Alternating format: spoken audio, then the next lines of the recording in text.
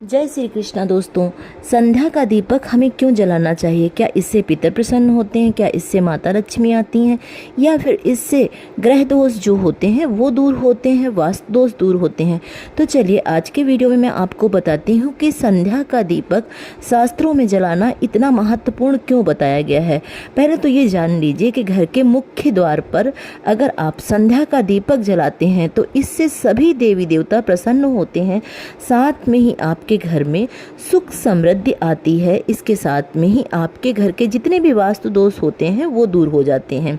संध्या का समय वो समय होता है जब दोपहर जा रही होती है, गोधूली बेला आ रही होती है, यानी कि सारी गायें जो होती हैं पुराने समय में वो चर करके वन से अपने घर की तरफ आती थीं और धूल उड़ाती जाती थीं। उसे ही गोधूली बेला करते हैं और इसी समय पर संध्या पूजन करना चाहिए।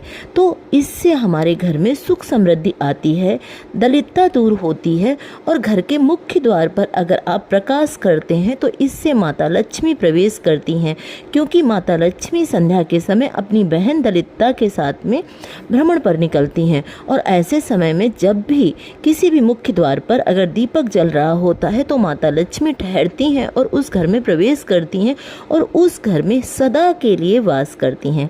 तो दीपक किस तरीके से जलाना चाहिए ये जानना बहुत ही महत्वपूर्ण है, जिससे कि आपके घर में सुख समृद्धि के साथ साथ में 33 करोड़ देवताओं का आशीर्वाद प्राप्त हो, साथ में ही पितर देवता प्रसन्न हो और आपके जीवन में कभी भी कोई अमंगल ना आए।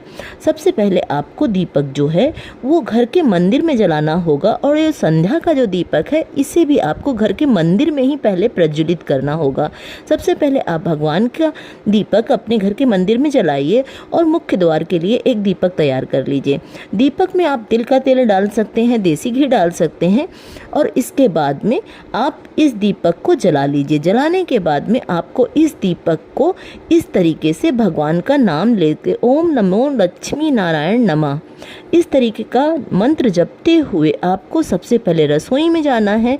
रसोई में आपको दीपक घुमाना है और बोलना है अन्नपूर्णाय नमः। और इसके बाद में घर के कोने कोने में इस दीपक को घुमाते हुए आप घर के मुख्य दरवाजे तक जाएं और ऐसा करने के मात्र से आप रामायण की चौपाई भी बोल सकते हैं, मंगल भवन अमंगल हारी द्रबहु सुदशरथ अजिर बिहारी। इस तरीके से करने से आपके घर का कभी कोई अमंगल नहीं होता है। फिर इस दीपक को आप घर के मेन गेट पर जा करके अपनी दाहिनी तरफ यानी अपने हाथ के दाहिनी तरफ आप इसको घर के मेन गेट पर जलाएं। अब इस बात का विशेष ध्यान रखें कि दीपक का मुख आपके घर के अंदर की तरफ हो। दीपक जलाने के बाद में आपका जो दीपक का मुख है वो हमेशा घर के अंदर की तरफ हो, जिससे कि आपके घर में शुभता आपके घर के मुख्य दरवाजे से आपके घर के अंदर प्रवेश करे। और इस बात का भी विशेष ध्यान रखें कि शनिवार को आपको दीपक में सरसों का तेल डालना है, जिससे कि शनिदेव भी प्रसन्न होते हैं और आपके जीवन की जितनी भी ग्रह दोष कलह होते हैं वो सारे के सारे दूर हो जाते हैं। तो आपको मुख्य द्वार पर दीपक जो है वो घर के अंदर की तरफ इस तरीके से जलाना है, जिससे कि आपका मुख्य द्वार जैसे है आपने दीपक जलाया दाहिनी तरफ रखा और उसकी जो लौ है वो आपके घर के अंदर की तरफ देख रही है। इस तरीके से अगर आप दीपक जलाते हैं तो आपके घर के सभी नकारात्मक ऊर्जा तो दूर होती है, साथ में माता लक्ष्मी प्रसन्न होकर के आपके घर के अंदर प्रवेश करती हैं और दरिद्रता जो उनकी बहन है वो दूर ही रहती है। इससे घर का वास्तु दोष भी दूर होता है, पितृदोष भी दूर होता है और ग्रह दोष भी दूर होता है। अगर आपके घर में किसी भी तरीके का भूल से भी कला कलेश है तो वो भी दूर हो जाता है। तो इस तरीके से संध्या दीपक का शास्त्रों में बहुत महत्व बताया गया है कि घर के मुख्य दरवाजे पर इसे जलाने से आपके घर में सभी सुख आते हैं। अब आप ये जान लीजिए कि आपको दीपक किस चीज़ का लेना चाहिए, यानी किस धातु का लेना चाहिए। सबसे उत्तम होता है पीतल का दीपक, लेकिन अगर आप पीतल का दीपक नहीं ले सकते हैं तो आप मिट्टी का भी दीपक ले सकते हैं। बस इतना ध्यान रखना होगा कि आपको मिट्टी का दीपक हर दिन बदलना होगा। और अगर आप धातु का दीपक लेते हैं, पीतल का दीपक लेते हैं तो इसे मांझ लीजिए और मांझने के बाद में फिर अगले दिन पुनः इसमें आप बत्ती प्रज्वलित करिए और इसको तिल के तेल से या देसी घी से भर दीजिए और मुख्य द्वार पर जलाइए। अब जो महिलाएं अशुद्धि की अवस्था में होती हैं, ऐसे में उन्हें घर के मुख्य दरवाजे पर और घर के मंदिर में दीपक नहीं जलाना चाहिए।